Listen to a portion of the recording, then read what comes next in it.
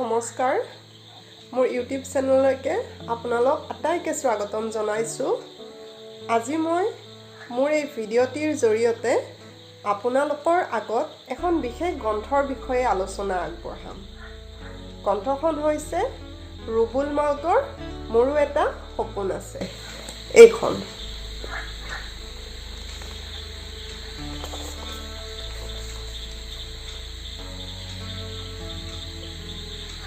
খুবেই অনুপ্ৰেৰণাদায়ক এখন গ্ৰন্থ, যিখন গ্ৰন্থৰ বিষয়ে ছাত্ৰ ছাত্ৰীসকলে জনাটো খুবেই দৰকাৰ।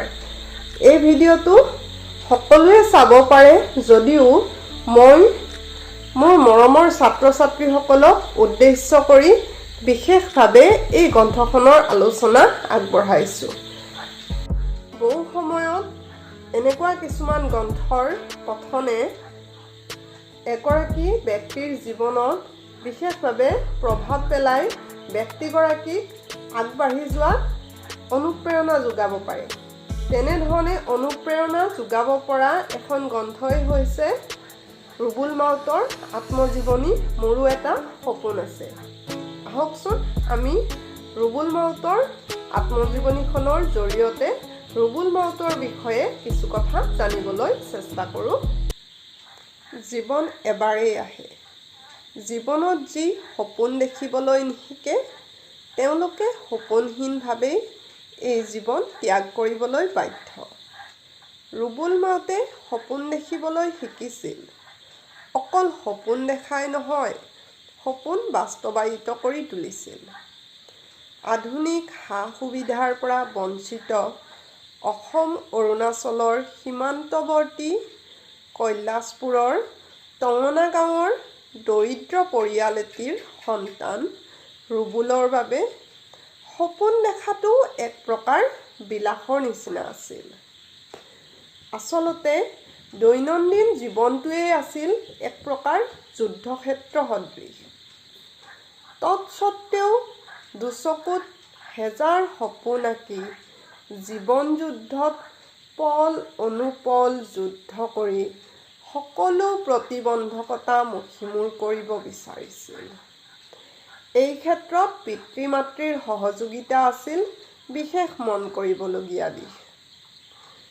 অভাৱে গৰকা পৰিয়ালটোত পিতৃ মাতৃয়ে অভাৱক শিক্ষা দীক্ষাৰ হেঙাৰ হ'বলৈ দিয়া নাছিল। কঠিন জীৱন সংগ্ৰামে যদি পিতৃ মাতৃকে সপোন দেখাৰ পৰা বিৰত ৰাখিব পৰা নাছিল, তেন্তে ৰুবুলেই বা সপোন নেদেখিব কিয়?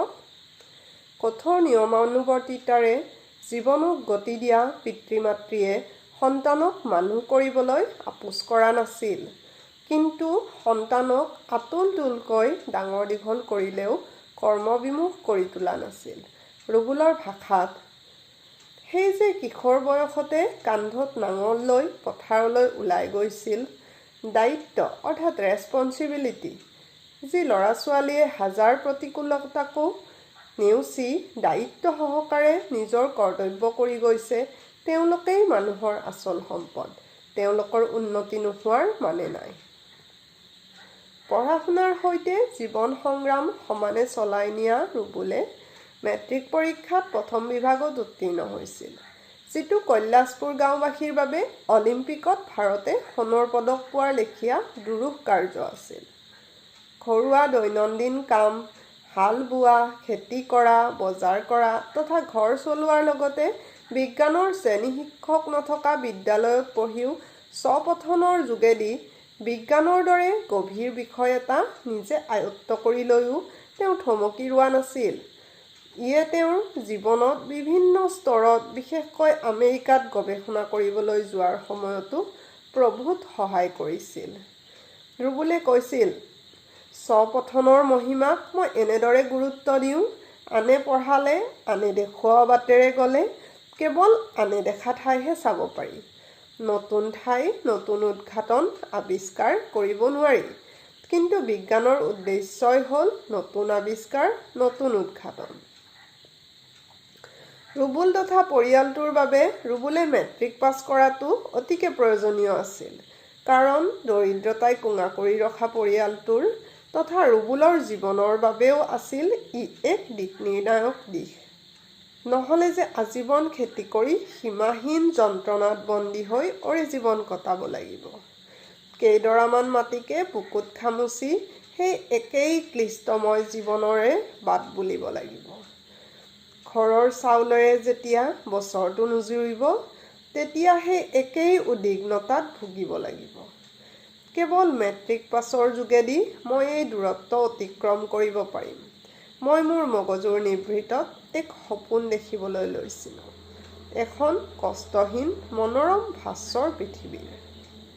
মেট্ৰিকত প্ৰথম বিভাগত উত্তীৰ্ণ হোৱাটো ৰুবুলৰ জীৱনৰ টাৰ্ণিং পইণ্ট। তেওঁৰ মতে, মানুহৰ জীৱনলৈ এনে কিছুমান দিন আহে যিবোৰ জীৱনত কেতিয়াও পাহৰিব নোৱাৰি। কিন্তু এনে দিন খুব কম আহে যিয়ে জীৱনটোক সলনি কৰি থৈ যায়। মোৰ ভাগ্য, জীৱনৰ দিশ পৰিৱৰ্তন কৰি থৈ গৈছিল এই দিনটোৱে চিৰদিনৰ বাবে। অথচ বোপাই তই কেলেনো ফাৰ্ষ্ট ডিভিজন পালি ঐ? ছেকেণ্ড বা থাৰ্ডেই ভাল আছিল। এতিয়া তোৰ সামৰ্থৰে আমি কেনেকৈ পঢ়ুৱাম? বুলি মাতৃয়ে আক্ষেপ কৰিলেও পিতৃৰ সংগ্ৰামী সত্তাই পুতেকৰ সপোনক সাৰ পানী যোগাবলৈ আগবাঢ়ি আহিছিল। 2 বিঘা মাটি বন্ধকত দি 5,000 টকাৰে পুতেকক তিনিচুকীয়া চেনাইৰাম হায়াৰ ছেকেণ্ডেৰীত বিজ্ঞান শাখাত নামভৰ্তি কৰাই দিছিল।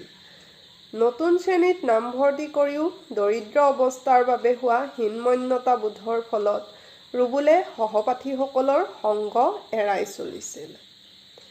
এবাৰ সহপাঠীসকলে টিউচনত যিখিনি পঢ়ায় ক্লাছত নপঢ়ায় বুলি ভয় খুওৱাত তেওঁ মাক-দেউতাকৰ সন্মতি লৈ ফিজিক্সৰ টিউচন লৈছিল। তাৰ বিনিময়ত পৰিয়ালটোৱে বহুত কষ্ট ভোগ কৰিবলগীয়া হৈছিল। বজাৰৰ সস্তীয়া পচা চাউলৰ ভাত খোৱাৰ পৰা ঘৰৰ গৰু-ছাগলী বেচি শেষ কৰালৈকে। অৱশেষত ৰুবুলে টিউচন এৰি নিজেই পঢ়িবলৈ আৰম্ভ কৰিছিল। আনকি ৰুবুলে পঢ়ি থকা সময়ত ককায়েকে কাম কৰা ফেক্টৰীৰ বিভিন্ন বস্তু লুকাই চুৰকৈ আনি কম দামত বিক্ৰী কৰিছিল। পৰিস্থিতিৰ দাস হৈ উপায়ন্তৰ অৱস্থাত কৰা এনে অনৈতিক কাৰ্যই ৰুবুলক অনুতপ্ত কৰিলেও আন একো উপায় নাছিল। ৰুবুলে প্ৰথমবাৰৰ বাবে যেতিয়া প্ৰফেচৰ হোৱাৰ সপোন দেখিছিল, সেইটো পৰিয়ালৰ জোখাৰে সঠিক আছিল যদিও তেওঁৰ সপোন জানো তাতেই স্থবিৰ হ'ব পাৰে। এই সপোনৰ পিছতে সম্ভাৱনাৰ নানান অল্টাৰনেটিভ তেওঁৰ মগজুৰে বৈ বৈ আমেৰিকাত গৱেষণা কৰিবলৈ যোৱাৰ সপোনটোৱে উক দিছিল যদিও সপোনটোৱে তেওঁক ভবায়ো তুলিছিল। ইমান ডাঙৰ সপোন এটা কেনেকৈ দেখোঁ? সপোনৰো এটা সীমা থকা উচিত। এবাৰ মই থিয় হৈ থকা পৃথিৱীৰ আধাৰটোতো চোৱা উচিত। যাব পাৰোঁ নোৱাৰোঁ পিছৰ কথা। কিন্তু মগজুত প্ৰথমবাৰৰ বাবে আমেৰিকা যোৱাৰ সপোন এটাই উকমুকাই থাকিবলৈ ধৰিলে। ৰুবুলৰ অসাধ্য সপোনবোৰ বাৰে বাৰে বাস্তৱত ৰূপ পোৱাত তেওঁৰ আত্মবিশ্বাস দুগুণে বাঢ়িছিল। সেয়ে সপোন দেখি দেখিয়েই তেওঁ আমেৰিকাৰ মাছাচুচেটছ বিশ্ববিদ্যালয়ত গৱেষণা কৰিবলৈ গৈছিল। এনেবোৰ কাৰণতেই তেওঁ জীৱনটোক ট্ৰেজাৰ হাণ্ট খেলৰ সৈতে তুলনা কৰিছিল। জীৱনটোও ঠিক তেনেকুৱাই। আৰম্ভণিতে এটা লক্ষ্য থাকে। সেই লক্ষ্যত উপনীত হোৱাৰ পাছত নতুন সুযোগ আহে। ফলত নতুন লক্ষ্যত উপনীত হোৱাৰ আকাংক্ষা জন্মে। এইদৰে লক্ষ্য খেদি গৈ থাকোঁতে শেষত আপুনিও এটা মহামূল্যৱান সম্পদ পাই যাব পাৰে। মনত ৰাখিব, লক্ষ্যৰ পৰা বিচলিত হ'লেই আপুনি সেই মহামূল্যৱান সম্পত্তি আয়ত্ত কৰাৰ পৰা বঞ্চিত হ'ব পাৰে। ৰুবুল জীৱন-যাত্ৰাত আগবাঢ়ি গৈ আছিল এটাৰ পিছত আনটো লক্ষ্য নিৰ্ধাৰণ কৰি। প্ৰফেচাৰ হোৱাৰ লক্ষ্যৰে নেট পৰীক্ষাত অৱতীৰ্ণ হোৱা ৰুবুলে স্নাতকোত্তৰৰ শেষৰটো ছিমেষ্টাৰ শেষ হোৱাৰো 2 মাহ আগতেই CSIR-ৰ জুনিয়ৰ ফেলোশ্বিপ লাভ কৰি সৰ্বভাৰতীয় ভিত্তিত প্ৰথম 20% ভিতৰত স্থান পাই উত্তীৰ্ণ হৈছিল। ইয়ে সম্ভাৱনাৰ আন এখন দুৱাৰ মুকলি কৰি দিছিল। কিন্তু পুনেৰ নেশ্যনেল কেমিকেল লেবৰেটৰীত গৱেষণা কৰিবলৈ যোৱাৰ সময়ত ঘৰৰ পৰা হাত দাঙি দিছিল। কাৰণ ঘৰৰ অৱস্থা তথৈবচ আছিলেই। তাতেই আকৌ আবতৰীয়া বৰষুণ এজাক আহি সিহঁতৰ টকৌপাতেৰে চোৱা মুধচটোও উৰুৱাই নিছিল। কিন্তু হাৰ নমনা ৰুবুলে নিজেই ওচৰ চুবুৰীয়াৰ পৰা লাজ-মান কাটি কৰি অভুতাই দিয়াৰ প্ৰতিশ্ৰুতিত টকা খুজি আনি পুনেলৈ যোৱাৰ প্ৰস্তুতি কৰিছিল। যোৱাৰ সময়ত পিতাকে মাটিখিনিৰ কথা সোঁৱৰাই দিছিল। লাহে লাহে অবিশ্বাসৰ ৰেঙনিয়ে ঢৌ খেলি গৈছিল। অথচ সকলো আওকাণ কৰি ৰুবুল গৱেষণাত ব্যস্ত হৈ পৰিছিল। কিন্তু ঘৰখনৰ প্ৰতি থকা দায়িত্ববোধৰ চিন্তাই তেওঁৰ পিছ এৰা নাছিল। কাৰণ ৰুবুলৰ সাফল্যৰ অন্তৰালত লুকাই আছিল এটা পৰিয়ালৰ শ্ৰম, সাধনা আৰু ত্যাগৰ কাহিনী। পুনৰ ৰুবুলৰ জীৱনলৈ আহিছিল আন এক টাৰ্ণিং পইণ্ট। মুম্বাইৰ Tata institute of fundamental research চমুকৈ TIRFত চাকৰি লাভ কৰি। ৰুবুলে নিজেই কৈছে, মানুহে জীৱনত অৰ্জন কৰা কৃতি, খ্যাতি মাথো জীৱনৰ কেইটিমান বিশেষ মুহূৰ্তৰ সমাহাৰ। এনে কেইটিমান মুহূৰ্তৰ বাবেই চাগে ময়ো আজি এই ঠাইত উপস্থিত হৈছোহি। মই উভতি চালে দেখিবলৈ পাওঁ যে TIRFত চাকৰি পোৱাৰ মুহূৰ্তটো আছিল এনে এক বিশেষ মুহূৰ্ত যিয়ে জীৱনটো সলনি কৰি থৈ গৈছিল। কৃচ্ছ সাধনা আৰু ভাগ্যই মানুহক বহু ওপৰলৈ উত্তোলিত কৰিব পাৰে। নহ'লে এই নিৰ্মম পৃথিৱীখনত মূল্যবোধৰ জীৱন এটা যাপন কৰিবলৈকে কঠিন হৈ পৰে। কষ্ট আৰু ভাগ্য, কষ্টৰে ভাগ্য নিৰ্মাণ কৰিব পাৰি। মোৰ ভাগ্যৰ লগত সংযুক্ত হৈ আছে এটা পৰিয়ালৰ শ্ৰম। ৰুবুলে পৰিয়ালৰ বিশ্বাসহীনতাক জয় কৰিবলৈ সক্ষম হৈছিল। TIFRত ৰুবুলে ডক্টৰ জাৰুৰীৰ অধীনত গৱেষণা কৰিছিল। এই পণ্ডিতজনে ৰুবুলক নিজৰ পুত্ৰৰ দৰে জ্ঞান কৰিছিল। ডক্টৰ জাৰুৰীয়ে পাৰ্ডিউ বিশ্ববিদ্যালয়ৰ প্ৰটিঅমিক্স আৰু মাছ স্পেক্ট্ৰমেট্ৰিৰ ট্ৰেইনিং ল'বলৈ ৰুবুলক আমেৰিকালৈ পঠিওৱাৰ ব্যৱস্থা কৰিছিল। ৰুবুলৰ সীমাৰ পৰিধি ভঙা সপোনটো দিঠক হৈছিল।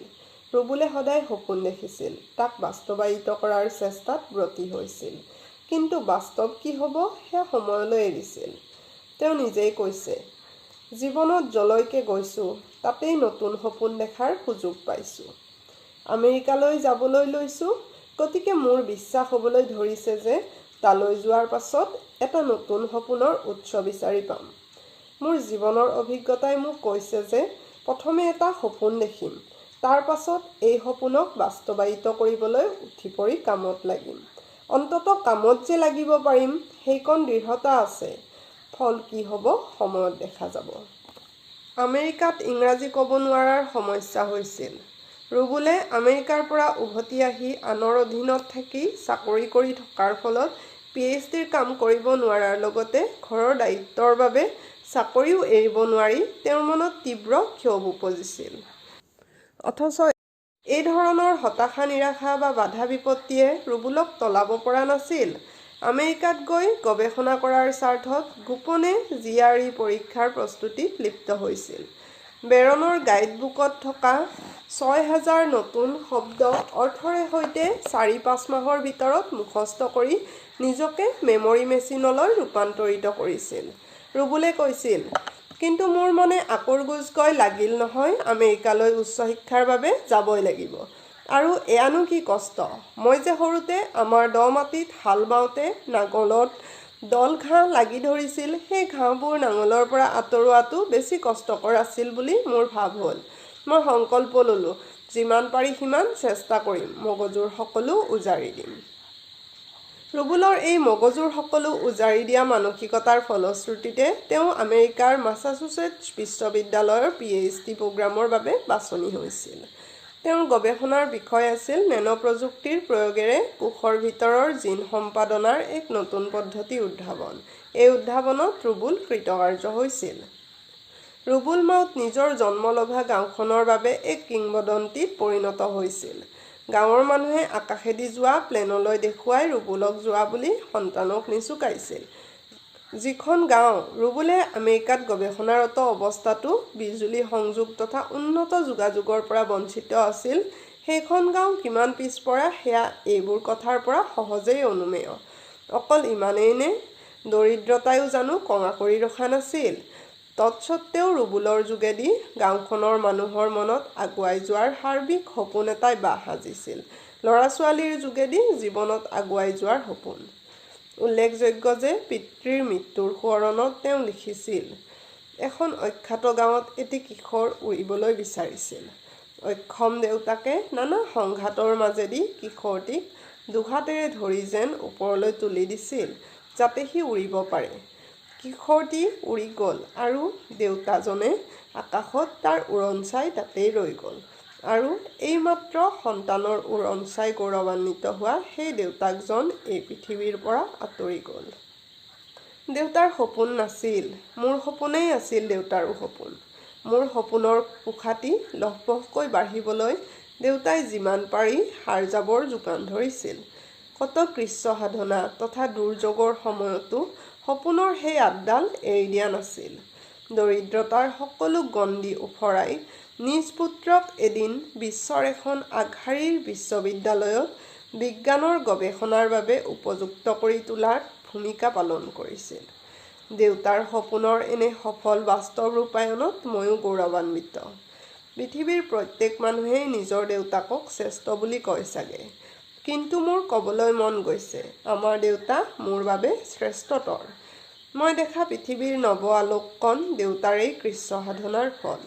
পিতৃৰ প্ৰতি ৰুবুলৰ আন্তৰিক শ্ৰদ্ধা আৰু কৃতজ্ঞতাৰ লগতে পিতা পুত্ৰৰ নিবিড় আত্মিক সম্পৰ্ক আৰু পুতেকৰ সপোনৰ হাতত ধৰি পিতৃয়ে আগবঢ়োৱা সহযোগিতা আৰু সৰ্বোচ্চ ত্যাগৰ গাথা সঁচাকৈয়ে অতুলনীয়।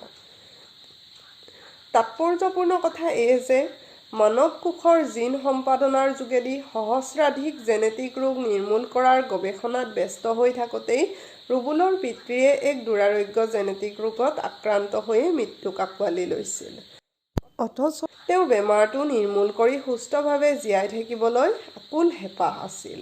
ৰুবুলক পিতৃয়ে আকুলতাৰে কৈছিল, বোপাই মোৰ হাত দুখন ভাল কৰি দে না। কিন্তু সেই সময়ত ৰুবুলৰ হাত ভৰি বন্ধা আছিল, গৱেষণা কাৰ্য সম্পূৰ্ণই হোৱা নাছিল। ৰুবুলে পিতৃৰ বেমাৰটো সঠিক সময়ত উপযুক্ত ঔষধ প্ৰয়োগ কৰি চিকিৎসা কৰিব নোৱাৰিলে সঁচা, কিন্তু অদূৰ ভৱিষ্যতে নিশ্চয় মানৱ সভ্যতাক বিভিন্ন ৰোগৰ পৰা মুক্ত কৰি তুলিব পাৰিব। বৰ্তমানো গৱেষণা কাৰ্যত ৰত তথা এই সপোন হৃদয়ত পুহি ৰখা ৰুবুল হৈছে বৰ্তমান ৱাশ্বিংটন বিশ্ববিদ্যালয়ৰ স্কুল অৱ মেডিচিনৰ গৱেষক বিজ্ঞানী ডক্টৰ ৰুবুল মাউত। শৈশৱ যৌৱনত দৰিদ্ৰতা আৰু প্ৰতিবন্ধকতাক হেলাৰঙে নেওচি অশেষ সংগ্ৰামৰ অন্তত আমেৰিকাৰ মাছাচুচেটছ বিশ্ববিদ্যালয়ৰ পৰা আধুনিক জীৱবিজ্ঞানৰ যুগান্তকাৰী আৱিষ্কাৰ জিন এডিটিঙত গৱেষণা কৰি ডক্টৰেট ডিগ্ৰী লাভ কৰা ডক্টৰ ৰুবুল মাউতৰ বৰ্তমানৰ গৱেষণাৰ বিষয় হৈছে প্ৰটিন আৰু জেনেটিক ইঞ্জিনিয়াৰিং। মানৱ কোষৰ ভিতৰত থকা কোষীয় উপাংগ প্ৰটিঅজিমৰ পুনৰ নিৰ্মাণৰ যোগেদি পৃথিৱীৰ বিভিন্ন মানুহৰ মাজত থকা বিভিন্ন জেনেটিক ৰোগ নিৰ্শেষ কৰাৰ বাবে গৱেষণাত নিমজ্জিত হৈ আছে ৰুবুল মাউত। এইগৰাকী ব্যক্তিৰ কঠোৰ সংগ্ৰামমুখী জীৱন, পৰিয়াল তথা পিতৃৰ সৈতে সম্পৰ্কিত মৰ্মস্পৰ্শী সংবেদনশীল সম্পৰ্কৰ জীৱন্ত দলিল মোৰো এটা সপোন আছে কণ্ঠ। সীমাৰ পৰিধি ভাঙি সপোন দেখা, সপোনক আপডাল কৰা আৰু সেই সপোনক বাস্তৱায়িত কৰাৰ কাহিনী ডক্টৰ ৰুবুল মাউতৰ আত্মজীৱনীমূলক গ্ৰন্থ মোৰো এটা সপোন আছে। মোৰো এটা সপোন আছে গ্ৰন্থখন 4টা খণ্ডত বিভক্ত। শৈশৱ, সংগ্ৰাম, সুযোগ আৰু দেউতাকৰ অসুখ। প্ৰতিটো খণ্ডই ব্যক্ত কৰিছে ৰুবুলৰ সংগ্ৰামী জীৱনৰ অব্যক্ত কাহিনী। প্ৰতিবন্ধকতাই বাৰে বাৰে বাট ভেটি ধৰিলেও সপোনক বাস্তৱায়িত কৰিব জনাজনেই জীৱন যুঁজৰ প্ৰকৃত সৈনিক, আৰু সেই সৈনিক সদায় দিগ্বিজয়ী। দিগ্বিজয়ী ৰুবুলে দৰিদ্ৰতাক জিনিছিল, পৰিয়ালৰ বিশ্বাস জিনিছিল আৰু কৰ্মক্ষেত্ৰত বিজয়ীৰ হাঁহি মাৰি মানৱ সভ্যতাক ৰোগৰ বিৰুদ্ধে জয়ী হ'বলৈ সাধনা কৰিছিল। ৰুবুলৰ সাধনা এতিয়াও অব্যাহত আছে। গ্ৰন্থখনৰ পাতে পাতে ৰুবুলৰ বিভিন্ন স্তৰত কৰা সংগ্ৰামৰ বিৰুদ্ধে কৰা জয়যাত্ৰা ভাস্বৰ হৈ আছে। তদুপৰি অকল সংগ্ৰামৰ কাহিনীও যে পাঠকৰ হৃদয় স্পৰ্শ কৰিব পাৰে তাৰ অন্যতম নিদৰ্শন মোৰো এটা সপোন আছে। পাঠকৰ অন্তৰ স্পৰ্শ কৰা গুণৰাশিয়ে গ্ৰন্থখনক গল্প উপন্যাসৰ দৰেই সুখবাধ্য কৰি তুলিছে। মুঠ কথাত মোৰো এটা সপোন আছে এগৰাকী ব্যক্তিৰ জীৱনত অনুপ্ৰেৰণাৰ আকৰ হিচাপে গ্ৰহণ কৰিব পৰা এখন অৱশ্যেই পঠনীয় গ্ৰন্থ। গতিকে আপোনালোকে শুনিলে ডক্টৰ ৰুবুল মাউতৰ আত্মজীৱনী মোৰো এটা সপোন আছে। কেনে পালে আপোনালোকে জনাবলৈ কমেণ্ট বক্সত নাপাহৰিব। লগতে মোৰ চেনেলটি যদি নতুনকৈ চাইছে তেন্তে ছাবস্ক্ৰাইব কৰি দিব আৰু যিসকলে আগৰ পৰাই চাই আছে তেওঁলোকে লাইক আৰু কমেণ্ট কৰিব। ধন্যবাদ।